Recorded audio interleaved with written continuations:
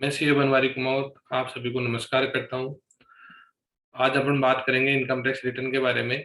यहाँ financial year 21-22 assessment year 22-23 की income tax return filing start हो चुकी है। अपने को इनकम टैक्स रिटर्न फाइल करने से पहले क्या करना है उसके लिए अपन बात करेंगे। वो चेकलिस्ट अपने तैयार करेंगे ताकि वो डॉक्यूमेंट्स और इन्फॉर्मेशन सारे एक साथ कलेक्ट करके उसके बाद में ही रिटर्न फाइल करें, ताकि अपने को कोई गलती ना हो रिटर्न फाइलिंग करते समय और आने वाले टाइम पे कोई अपने को इनकम टैक्स की तरफ से कोई पेनल्टी या फिर कोई नोटिस का सामना ना करना पड़े। ध्यान रहे, अपन बात करेंगे सबसे पहले बैंक स्टेटमेंट। जी हाँ, 1 अप्रैल 2021 से लेकर 31 मार्च 2022 पीरियड का विशेष ध्यान दीजिए।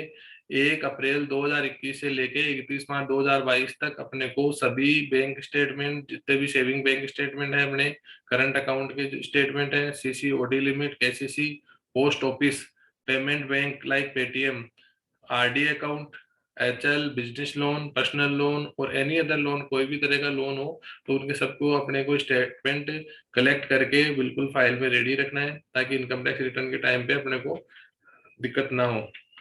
उसके बाद में अपन बात करेंगे फॉर्म 26 एस की। फॉर्म 26 एस अपन इनकम टैक्स के पोर्टल से डाउनलोड कर सकते हैं और उसको अपन फाइल में लगाएंगे, और उसमें जो इन्फॉर्मेशन आती है वो टीडीएस डिडक्ट की हो गई, टीसीएस हो गया, advance tax, self assessment tax जो जमा किया अपन ने, टैक्स रिफंड अपन ने पिछले लास्ट फाइनेंशियल ईयर के किसी के भी इनकम टैक्स रिफंड अपन ने साल आए हैं वो हो गया, एक्सेप्ट ट्रांजेक्शन वो इसके अंदर रिफ्लेक्ट करेंगे। तो ये 26 एस का भी एक इम्पोर्टेंट पार्ट होता है, तो ये अपने को पहले से रेडी रखना है। उसके बाद में अपन एनुअल इंफॉर्मेशन स्टेटमेंट और टैक्स इंफॉर्मेशन समरी वो अपने को ऑलरेडी अपने को इनकम टैक्स पोर्टल में दी हुई होती है। इसमें अप्रोक्सीमेटली 50 तरह की इंफॉर्मेशन इनकम टैक्स डिपार्टमेंट के पास ऑलरेडी होती है अपनी। जो जाके से बैंक की जो ट्रांजेक्शन है, डीमेट अकाउंट है, cell purchase of immovable property और कैश ट्रांजेक्शन इत्यादि, अपने जो ट्रांजेक्शन जो कर रहे हैं वो सारे ट्रांजेक्शन इनकम टैक्स डिपार्टमेंट के पास ऑलरेडी होते हैं। तो उन ट्रांजेक्शन से जो वो रहेंगे वो एआईएस में मिलेंगे। एआईएस को अपने को इनकम टैक्स पोर्टल से डाउनलोड करके इनकम टैक्स रिटर्न फाइलिंग से पहले अपने पास फाइलिंग में रखना है। सैलरीड पर्सनल के लिए अपन क्या करेंगे कि फॉर्म 16 सैलरी सर्टिफिकेट और सैलरी स्लिप वो अपने एम्प्लॉयर से पहले से लेके रेडी रखेगा। अगर उसको एचआरए की एग्जाम्पशन लेनी है तो उससे रिलेटेड डॉक्यूमेंट्स जैसे लाइक रेंट एग्रीमेंट वगैरह है, रेंट पेमेंट डॉक्यूमेंट, वो उसको रेडी रखने हैं। उसके अलावा अदर एग्जाम्पशन कुछ भी चाहिए उसको, तो उनका जो पेमेंट प्रूफ है, उनका डॉक्यूमेंट्स वगैरह अपने को फाइलिंग उसकी प्रॉपर चाहिए। उसके बाद में अगर हाउस प्रॉपर्टी की बात करें तो किसी बाद में एक या एक से ज्यादा हाउस प्रॉपर्टी, मकान वगैरह है, तो उसका अपने को फाइलिंग के टाइम पे अपने को क्या देखना है कि अपन को उन प्रॉपर्टीज में कौन कौन सी प्रॉपर्टी रेंट पे दे रखी थी पिछले साल, और उनका पेमेंट किस किस मोड में आया, केस में आया कि बैंक में आया, और उसके साथ में कौन से टेनेंट, उसका मतलब किराएदार का नाम और एड्रेस भी अपने को रिक्वायरमेंट रहेगा। उसके अलावा अगर अपन ने किसी भी प्रॉपर्टी पे लोन ले रखा है, हाउसिंग लोन ले रखा है, तो हाउसिंग लोन अपन उसका पेमेंट जो भी किया है उसका हाउसिंग लोन का इंटरेस्ट सर्टिफिकेट अपने को चाहिए होगा। उसके बाद में अगर अपन कैपिटल असेट्स, कैपिटल असेट्स का मतलब कोई भी अपने प्रॉपर्टी जो अपने पास है उसका या तो अपन ने परचेज की है या फिर अपन ने सेल की है। अगर अपन ने कोई भी प्रॉपर्टी सेल या परचेज की है तो उसकी अपने को उसके डॉक्यूमेंट्स पहले से अपने को रेडी रखने हैं। इसके अलावा अगर अपने पास डीमेट अकाउंट है और डीमेट अकाउंट में अपन ने शेयर्स का सेल परचेज किया है, कोई भी शेयर्स के सेल परचेज किया है, तो अपने को उनका जो टैक्स रिपोर्ट और प्रॉफिट एंड लॉस अकाउंट अपने को रेडी रखना है।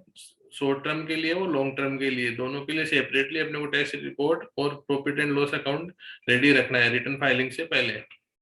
उसके बाद में अपन बात करेंगे अगर कोई बिजनेस रन कर रहा है, जो कोई भी बिजनेस रन कर रहा है, तो उसको बिजनेस अपने बिजनेस का trading account, profit and loss account और बैलेंस शीट उसको पहले से प्रिपेयर करके रखनी है, ताकि रिटर्न फाइलिंग में जो भी अपने को टर्नओवर रिपोर्ट करना है और प्रॉफिट रिपोर्ट करना है तो उसमें कोई मिस्टेक ना हो।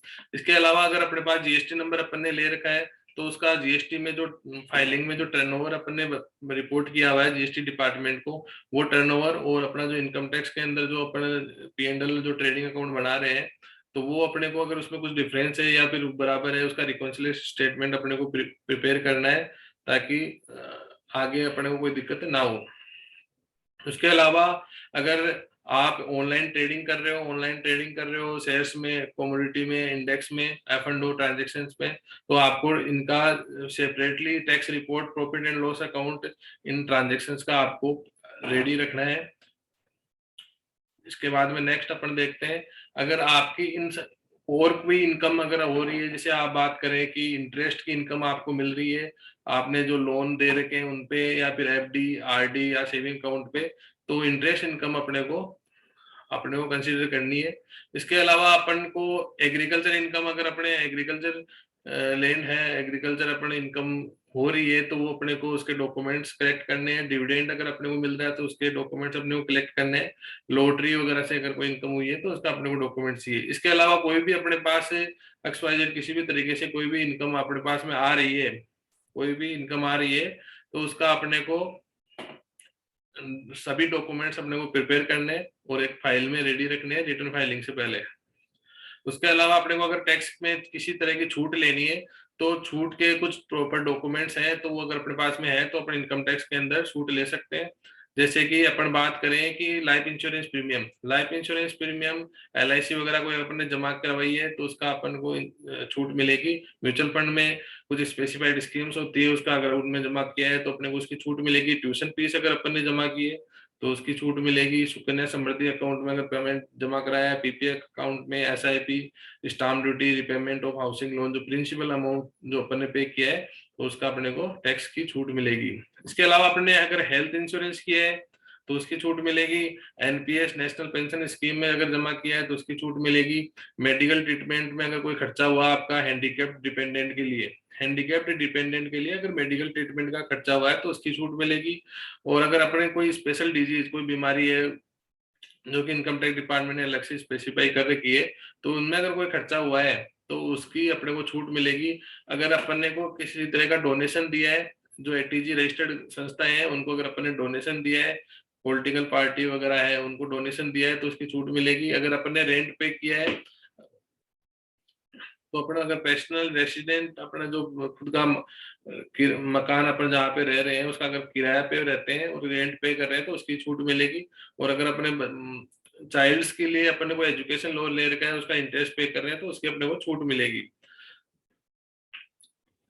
थैंक यू आप सभी को वीडियो पूरा देखने के लिए। आगे अपडेटेड इन्फॉर्मेशन अगर आपको चाहिए तो आपको चैनल को सब्सक्राइब करें और बेल आइकन पे क्लिक करें ताकि आपको आगे भी अपडेटेड इन्फॉर्मेशन मिलती रहे।